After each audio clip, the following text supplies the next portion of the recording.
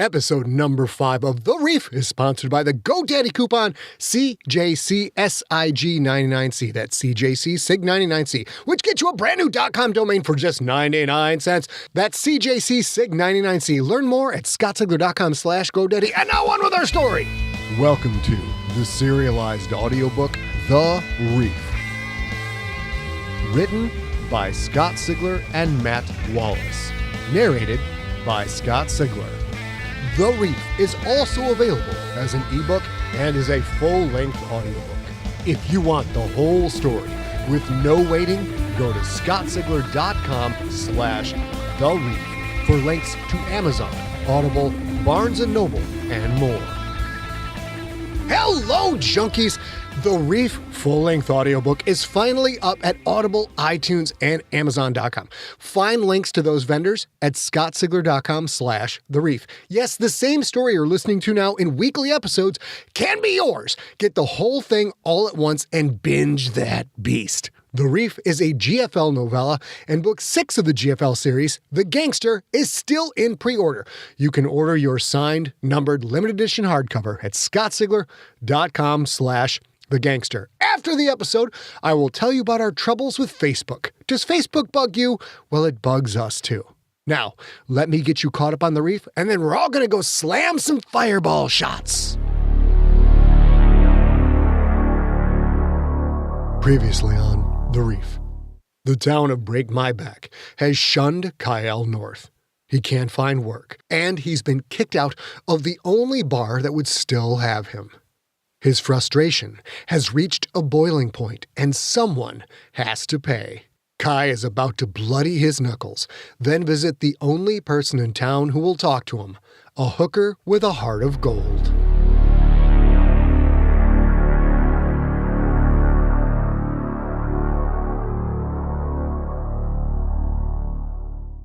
Chapter 6. The Triumph. Chiayal smelled the blood from 300 meters out.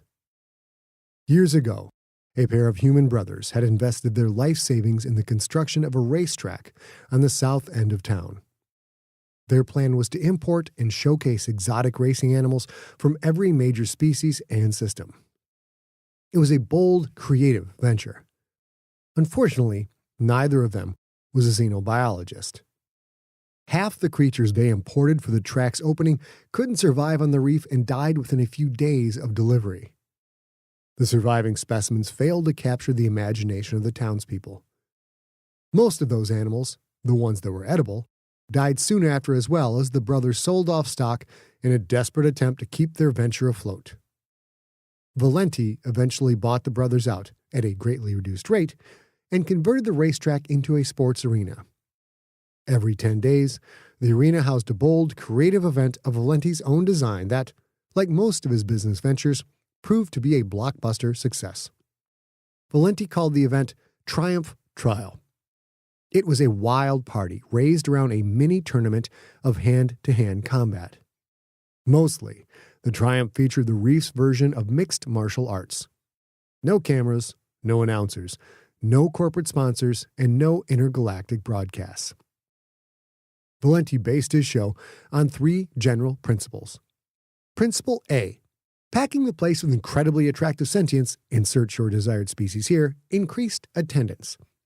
Principle B, provide copious amounts of booze and other controlled substances at discount prices, and sentience would become highly intoxicated, more so as they watched and tried to connect with the attractive sentience mentioned in Principle A. And, finally, Principle C. The more intoxicated the attendees became, the more said attendees would bet on fights. Principle C-2. Intoxicated bettors tend to make very stupid bets. His hypothesis proved correct on every count. Triumph Trial was currently the biggest business going in Break My Back. By the time Kai made it to the arena, the Triumph was in full swing.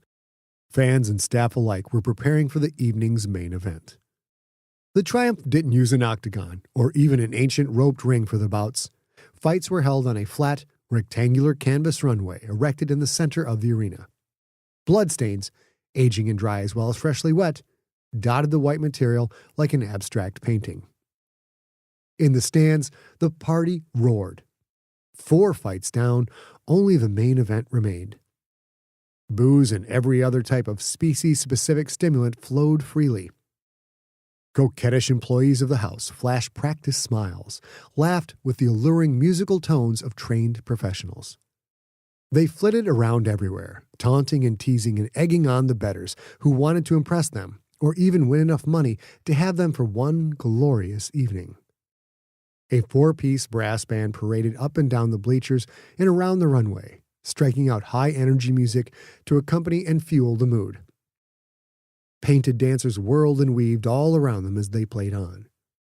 Jesters of multiple species wearing elaborate costumes ran around, juggling, eating fire, doing comedic pratfalls, or doing other tricks for the patrons. The Triumph Trials, a circus on steroids colored by narcotic bliss. It was the tent revivals of Chiayal's youth turned up to maximum volume, and he saw it for what it was. Just another flashy show concocted to fleece the rubes out of every form of currency they possessed. It seemed as though wherever he traveled in the universe, someone was staging a version of that same show. He didn't give a shit about the party. Chiayal was there to watch the only thing resembling professional fighters and break my back. Maybe on all of the reef, for that matter. He didn't know. The band stopped playing and rushed back to their ribbon-clad section. The main event was about to start. The jesters faded away to avoid distracting bettors, but the flirts kept flirting, and the bookies in the stands stood tall, calling out fresh odds for the evening's final bout. Kai fumed. He waited for the champion of the reef to make his appearance. The band started up again with a grandiose blare of brass. Out came the challenger. The announcer introduced him as Corvette Johnson, a charcoal-skinned brute with a cybernetic left arm that had seen better days. Chiayal had never seen or even heard of the man before. Johnson had probably been flown in specifically for this match. He had a Purist Nation Church confirmation tattoo on his forehead. The mark had been altered so that instead of an infinity symbol, it was a tooth in the mouth of a snake. The crowd roared. Bets and booze flowed. Then came the champ, Renard. The champ. What a joke. Renard had been the big dog of Triumph's trial for the last 5 months. He was Valenti's bodyguard and chief henchman, but he also doubled as the crime lord's star fighter. Renard was a big, chemically created blonde who fought in a loincloth. He was a foot shorter than Chiayal, but with all of the muscle Renard had packed onto his frame, he was wider by the same amount. The referee was a Quyth worker whose white fur had been painted with black stripes. After several minutes of grandstanding for the crowd, the worker called for action. The 2 combatants went at it while the crowd grew even louder. In the shadows beside the bleachers, the man named Lash Kari appeared passive and serene as he watched the fight. Inside, though, the man who had been Chiayal North was a rabid animal tearing at the cage of his own mind. The heretic wanted out. He wanted to storm onto that runway just as he'd stormed into the pit back in the slab. He wanted to dominate every sentient who would dare challenge him.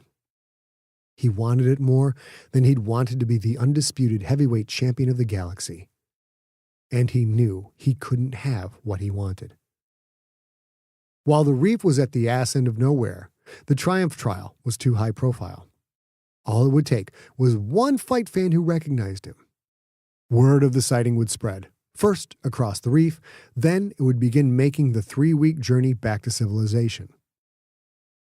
Kai had been forced to fake his own demise to escape a very real death sentence handed down by Greedock the Splithead. The Quyth leader's empire was so vast that the reef had been the only place in known space that seemed safe. If the Splithead learned he was alive, there would be nowhere left Chiayal could hide. Chiayal could trash bars. He could wreck market squares. He could brawl in alleys in every town on this floating carcass. But he could never fight in a real ring again. On the canvas, Renard opened his opponent's eyebrow with a stiff right hook. Blood flowed. Renard reacted the way any predator would, by going after the wound. He attacked the cut with single-minded ferocity. Chiayal was unimpressed. Renard had a wealth of muscles, many of them bigger and far more developed than Kai's, but absolutely no hand speed. If Kai and Renard fought, Kai doubted the man would last 60 seconds. The fight bored Chiayal. He scanned the crowd. He saw all of the bets being placed by the attendees and taken by dozens of bookies. He saw a fortune in currency and tradable stones passing hands and other appendages. The winner of the fight would receive the largest cut of the betting action. All of that money, there to be taken by the best fighter. Kai was the best fighter, yet he couldn't fight. His pockets would remain empty. Renard's blood-coated fist landed a vicious jab-jab-hook combo. His foe dropped straight backward like a plank of wood, eyes glazed, fists wide and arms rigid. He lay on the canvas, unmoving fists still sticking up. The ref stepped in instantly to stop the fight before Renard could pounce and land heavy blows on the defenseless fighter. The crowd exploded. Renard remained the champion of triumph. Kyle knew the reaction of the people was much more about being high on their end-of-week revels than being moved by Renard's performance or the action of the fight. Still, Kai felt envy. He missed having that sound directed at him. He realized he was breathing faster than normal. His hands ached and itched, but not with pain. His heart pounded like a fist inside his chest. There was heat, such intense heat. His legs felt restless to the point of walking right out from under his body. These were all the warning signs that Chiayal was about to become the heretic. It was the process his body went through before he stepped into the octagon. There was nowhere for that energy to go. If he let it out now, he might as well send a message directly to Greedock the Splithead saying, "Here I am, you little son of a bitch. Go ahead and send your killers to get me." Kai reached out, yanked a bottle away from a patron who was either too slow to stop it from happening or too smart to do so, then stormed out of the arena. Renard shoved his way out through a back door of the arena. He'd traded his fighting loincloth for street clothes. He swung a half-empty bottle from one hand. He'd stuck around for several hours after the fight. Everyone wanted to party with the champ. Finally, the booze had started running low, the women lost their enthusiasm, and beings of every species were passing out in the stands. It was time to move on. He favored a particular whorehouse on the north side of town. It was there Renard planned to spend the remainder of the evening, and the following morning, and into the afternoon, sleeping off the wear and tear of the fight. Valenti didn't mind. The man made enough off the fight that Renard wouldn't have to worry about doing any collection work for another 3 or 4 days. He took a deep drink and was headed for the main thoroughfare that would carry him across Break My Back when a voice struck out from the darkness. "Feels good, doesn't it? Not just being the champ, but really knowing you are. Believing it." Renard stopped. It was mostly dark, only one streetlight still working. The new voice seemed to echo all around him. It sounded slightly drunk, but more than that, the tone was tinged with hostility. Renard turned this way, then that, searching the shadows of dingy prefab buildings and purple-black slate walls for its source. He heard the unmistakable tinkling sound of big feet on shale shards. A hulking man stepped from the shadows. Renard had seen this man a few times. In the slab, maybe. Tall, thick with muscle, but not as thick as Renard. The champion of triumph stared up at him with no fear. "I seen you around," Renard said. "Your name Whip or something like that?" The man nodded. "Close enough." That insolent tone. "You got some kind of a beef with me, big man?" The man nodded again. "I got a beef with anyone who throws hands and calls themselves a champion." "That a fact, Boozy? Or are you only this tough when you've got your drink on?" The tall man grinned, lupine and menacing. "I'm not as drunk as you'll wish I was, sweetheart." Renard laughed. He'd fought bigger, although not many. Liquid bravado brought many an idiot out to get his ass whipped. Renard set his bottle down. The slate chip shifted and the bottle fell away. Liquor spilled out. No matter. There was always more drink to be had. "Listen, pal," Renard said. Why don't you save yourself the aches and pains tomorrow, huh? You look like you're in pretty good shape. Maybe you should think about training. Maybe in a few years you can try this again when you're sober and actually have a shot at landing a punch." "That's sweet," the man said. "I'll bet your boyfriend Valeni really appreciates that kind of tenderness." Renard threw a right cross, then an uppercut, another right, and every punch hit nothing but air. The man didn't even raise his fists. He simply ducked and dodged the strikes. Renard might as well have been moving in slow motion. 3 punches, all misses. Renard felt an unexpected stab of concern. Had he had too much to drink? He took a step back, held his fists in a defensive stance. Maybe he had to make the man come to him, use blocks and counterpunches. "I thought you wanted to fight, big man," Renard said. "You going to bob and weave all day, or are you going to throw blows?" The tall man's grin turned into a smile. Crooked, white teeth gleamed in what little streetlight there was. The man stepped forward. Renard threw a low kick.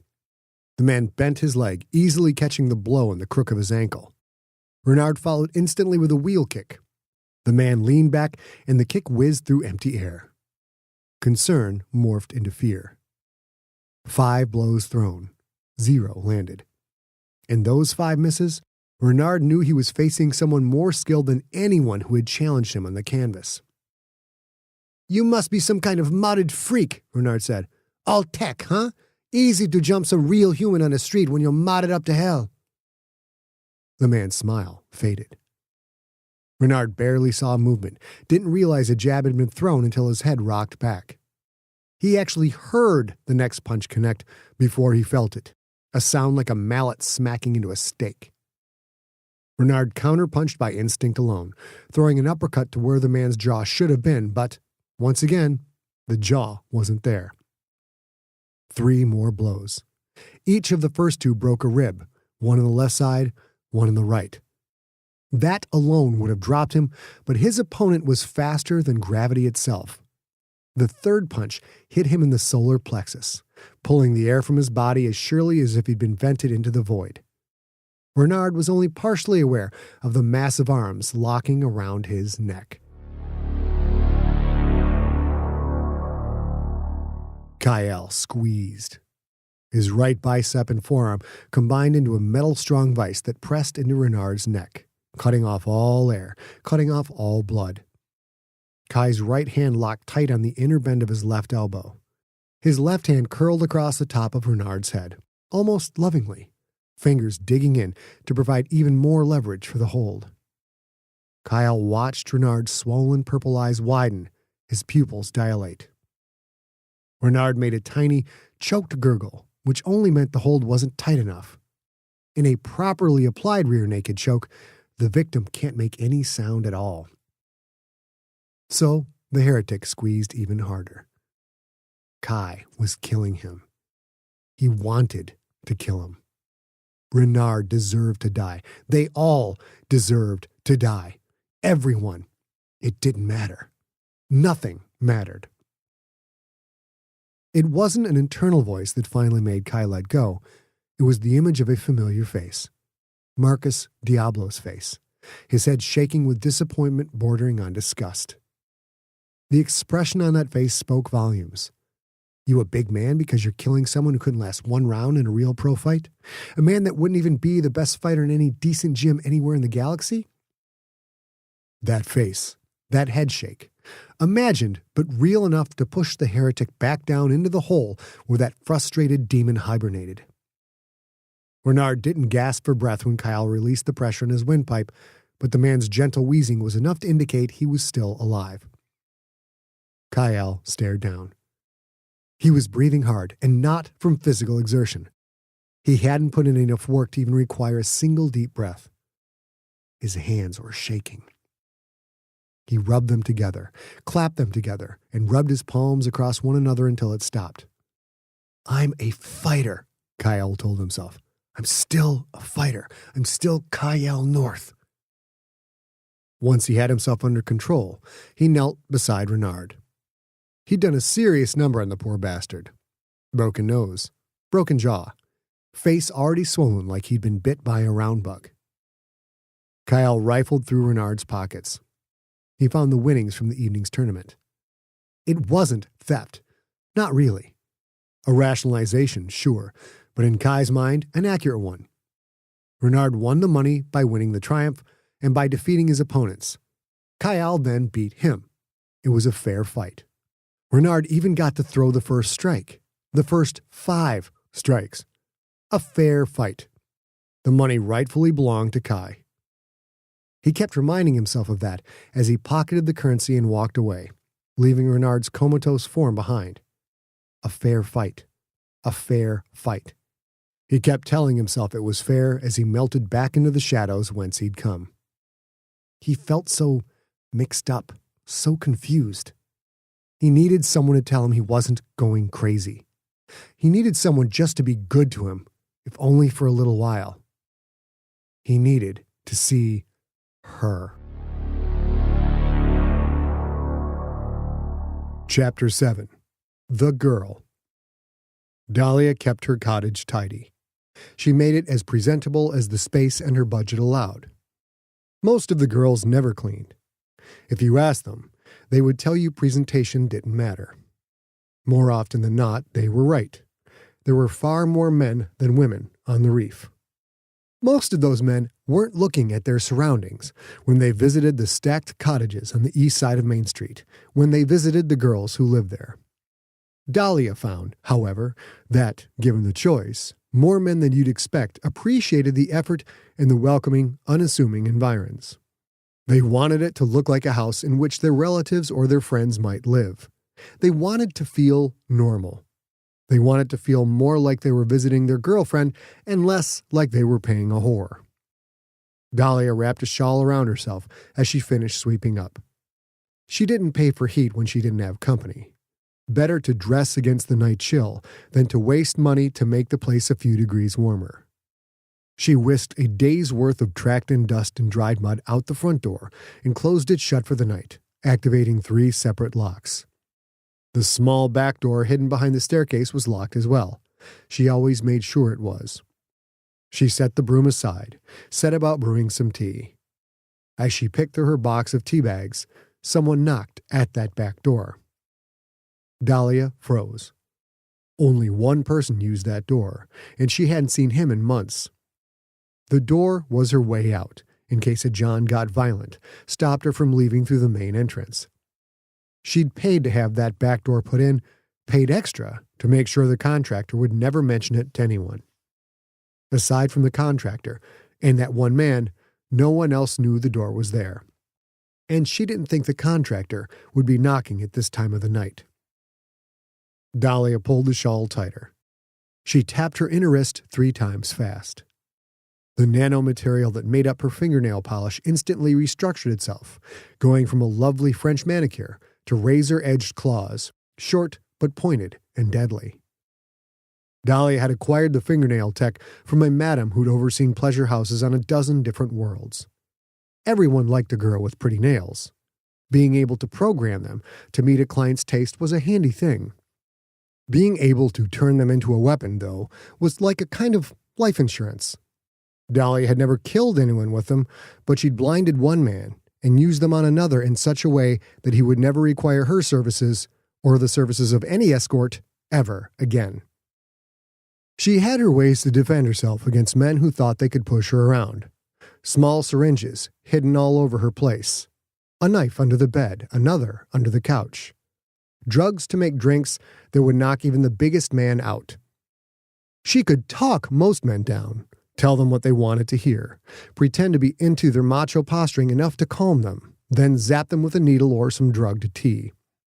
For those that came on too strong, too fast, or tried to rough her up, she had the nails, the knives, and, pray she never actually had to fire it, a double barrel hidden in the bathroom wall, in another space built by the secret-keeping contractor.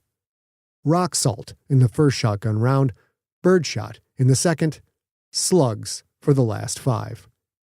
If the first 2 rounds didn't make the attacker run for his life, the remaining rounds would end it.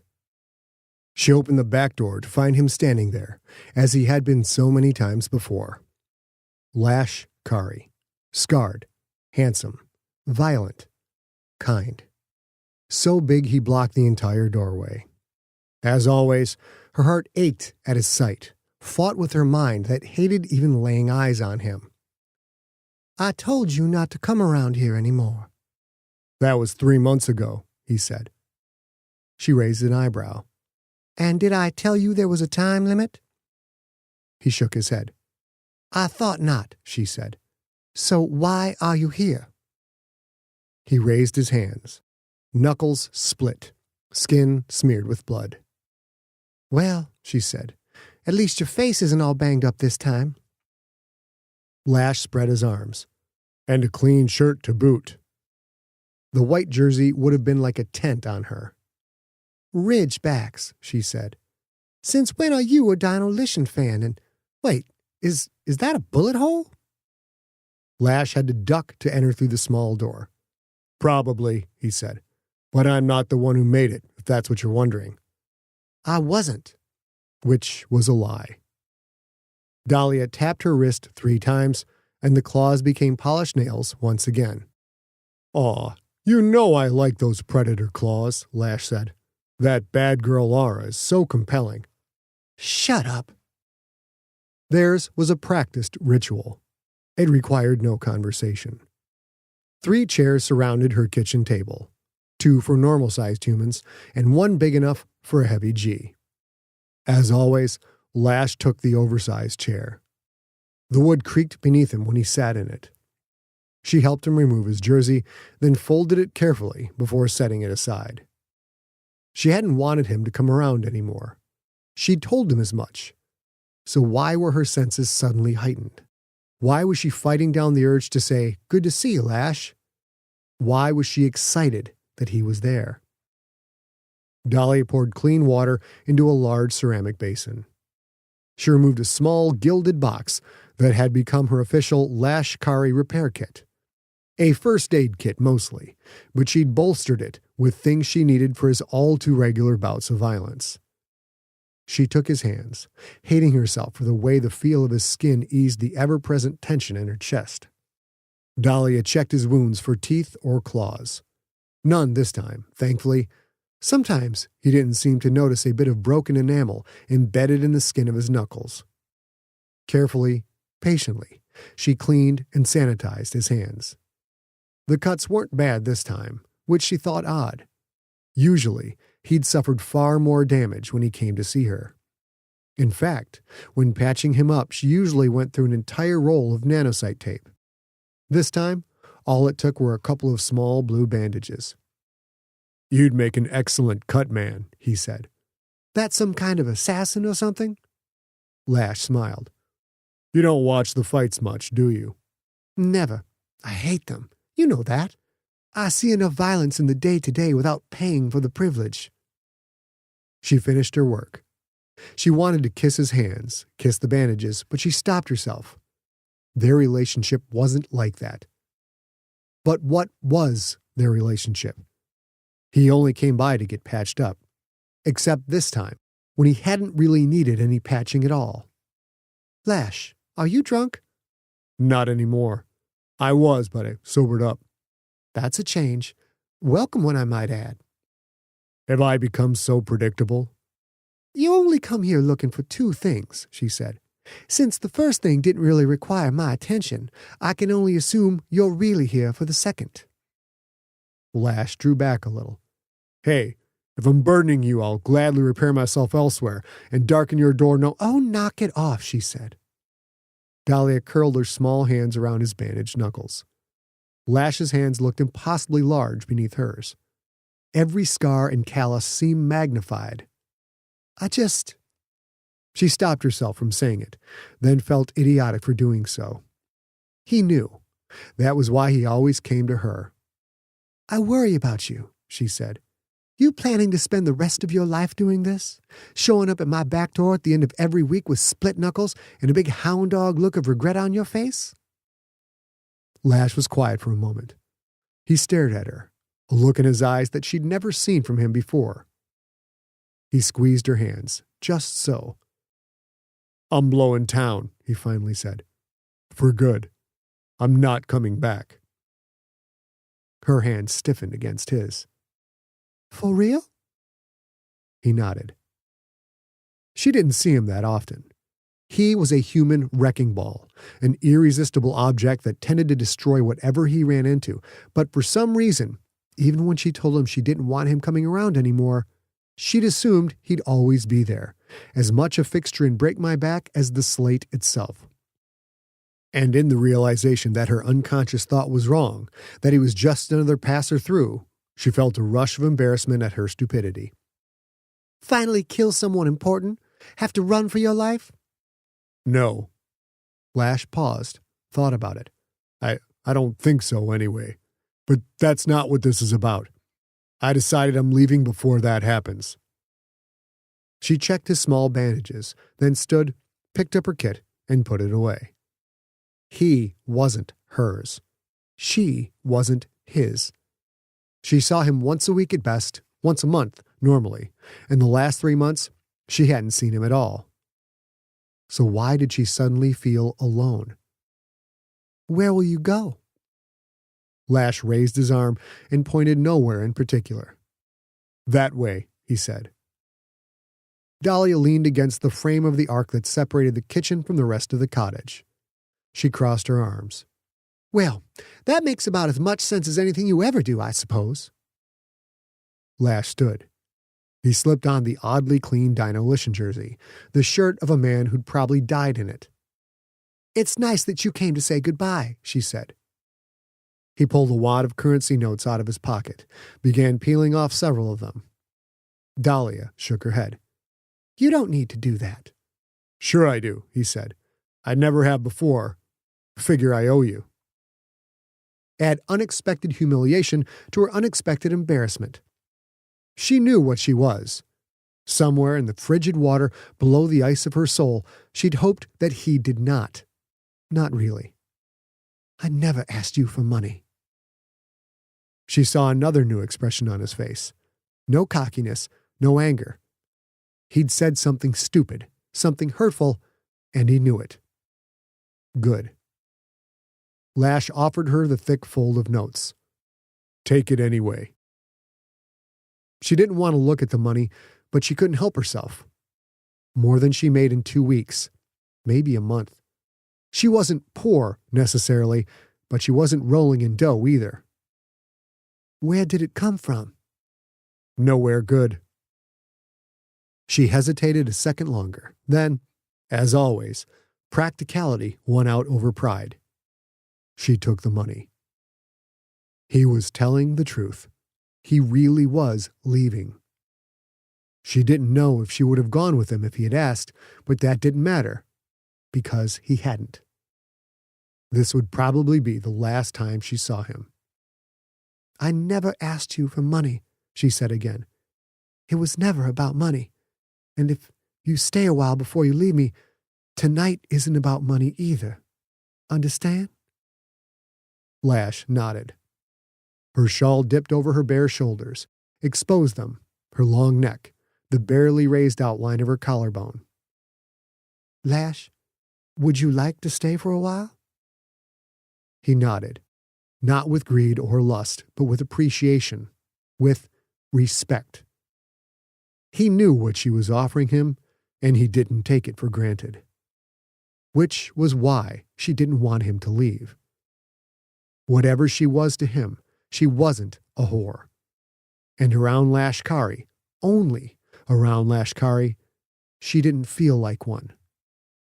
To her, that was worth more than all the money in the universe. Book 2. Kiri Harik. Letters from the Reef Part 3. Change. Excerpt from the diary of a deceased miner known only as Linker. We like to think we're the ones settled the reef, us so-called sentient types. That's a load of spider bear shit. They were here before us, long time before, maybe even before there was what we think of as sentience. The worst of it for us is they had time to get comfortable here. By comfortable, I mean they had time for the reef to grab them by both ends and twist them into what you need to be to survive out there on the open ground. That kind of thing, it takes just short of forever. That's how long they've been here before we even knew this place was to begin with. Us humans, sentients, air breathers, and what have you, we come here and we try to change the reef to suit us. We put up domes and pump in oxygen and build our little towns. We stitch up fancy suits so we can walk around outside like it's just a normal day under a normal sky out among the lilies. We find what few pockets of air there are and dig them out even farther to make a place for ourselves. They took on the reef the hard way. They threw generation after generation of their kind at it until that pile of dead flesh started hardening against what the reef is, until they started to change. Take the Rama, for instance. Those wind chime monsters stalk the open reef. They don't need domes or suits. They can get by in the thinnest little molecule of air. They got lungs what sock air away and store it like an old lady's winter cupboard. I don't know why they're called Rama. That's some primitive god with a bow, I believe. A Rama can kill you from a long ways out, so maybe some religious guy first saw him and made that connection. Rama don't know what we call them. And why should they? Have you ever cared if the food you ate had a name for you? Course not. My first claim was with 7 other fellers that all met in Reef Anus. It's a small town now that the boom has run out, but back in the day, it was something. We threw in together out of need more than anything. None of us alone had the scratching money to buy the gear we'd need to prospect. They were nice enough fellas, such as it ever is. We took over a claim from a pair of drunks who couldn't hack it no more. They were digging from a calf fight, of all things. They'd found a few black crystals there, but nothing communications grade. We thought we could do better than they did. You know how it goes. The young man assuming that they would succeed where the old men did not. We didn't find any McCaffite because there wasn't any to be found. We weren't smart. We were lucky. On the very first day, we hit a vein of iorite. If the men we'd bought the site from had dug for just one more day, just one more, they'd have hit the same thing. Iorite might not sound like much now, but during the war, the stuff was in demand. We bought the site from a pair of alcoholics, and when we realized what they'd handed over to us, we got good and drunk ourselves. So drunk that we decided to camp at the site and keep working away instead of returning to Reef Anus and the shelter of a dome. The old-timers will all tell you, never sleep rough out on the open reef and nothing but your air shuckers. We was so tired that first day, we didn't even think on it. We split a power oxygen line into all of our suits, hooked it up to the generators, then dropped off right there on the slate. The Rama came when our sleep was the deepest. There was only one of them. Rama don't go around in packs. Rama don't share their food. A Rama knows every meal might be its last. It had licked the inside of fat old Shecky's helmet clean before the rest of us even knew what was going on.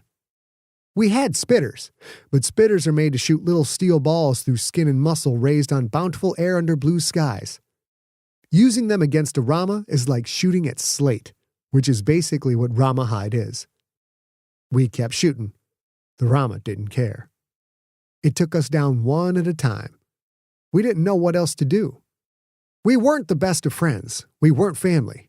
But every last man of us wouldn't run and abandon someone pinned under a Rama, someone being eaten alive.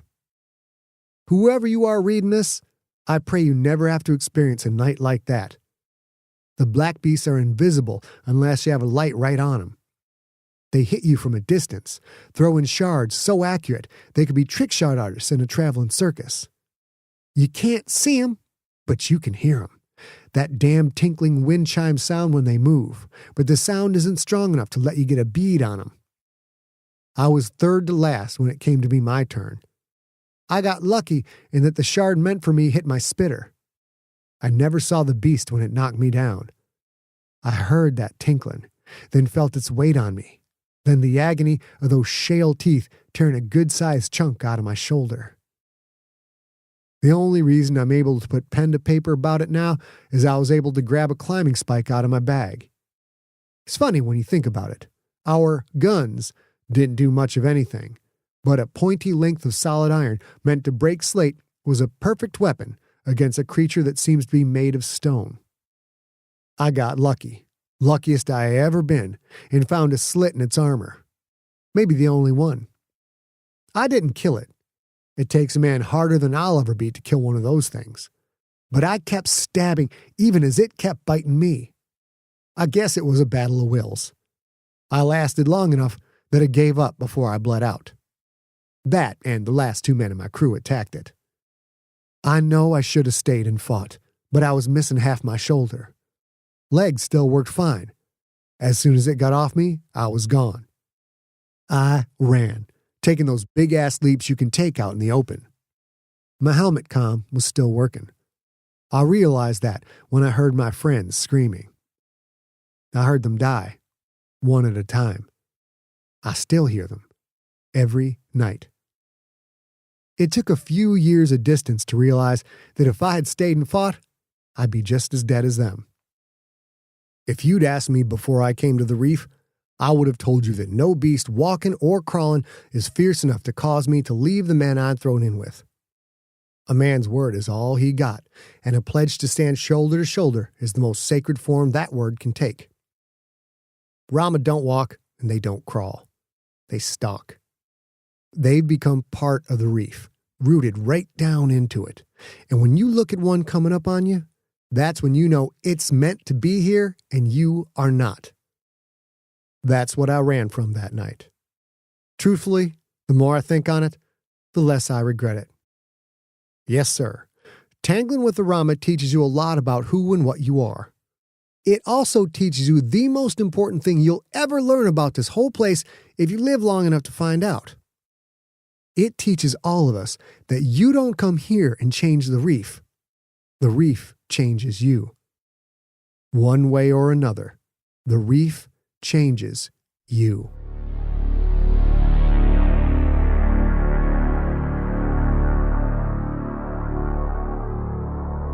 That's it for episode number 5 of The Reef.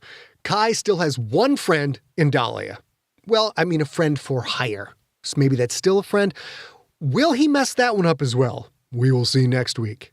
Through the letters from the reef sections, we're learning more about the ecosystem and history of this strange planetoid. This episode, we got a little more insight into the Rama beasts, an animal native to this ancient place.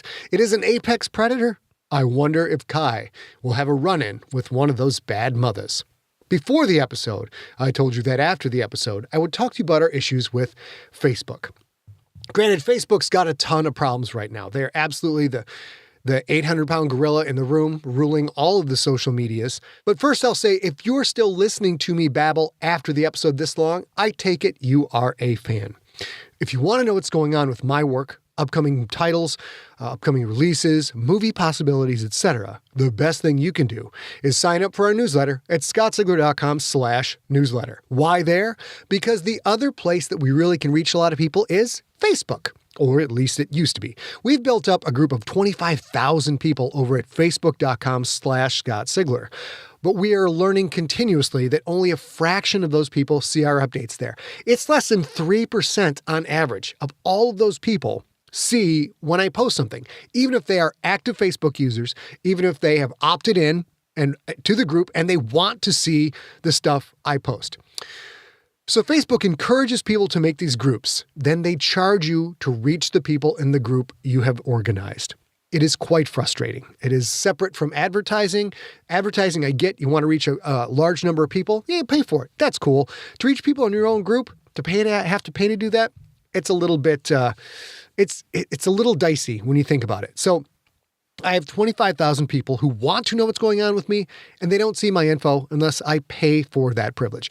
Now, that is Facebook's prerogative, of course. They run their own business. They can charge whatever they want. The marketplace will decide if they want to keep using Facebook or not. But it does make it hard for me to reach the people who want to hear from me. If that is you, sign up for our newsletter at scottsigler.com/newsletter. We send out one a month, right around there. We don't give your information to anybody. It's only for us. Or you can follow me at twitter.com/ScottSigler, where I post most of the things that we do. Or follow me on Instagram, instagram.com/ScottSigler, or all three. Those are great. The newsletter, Twitter, Instagram, you will probably know what the hell is going on with me. If you want to hear from me, I want to find a way to reach out to you. It's that simple. That is it for this week. That is all for episode number 5 of The Reef. We will be back next week with episode number 6. And until then, I will talk to you all real soon. You have been listening to The Reef, a Galactic Football League novella.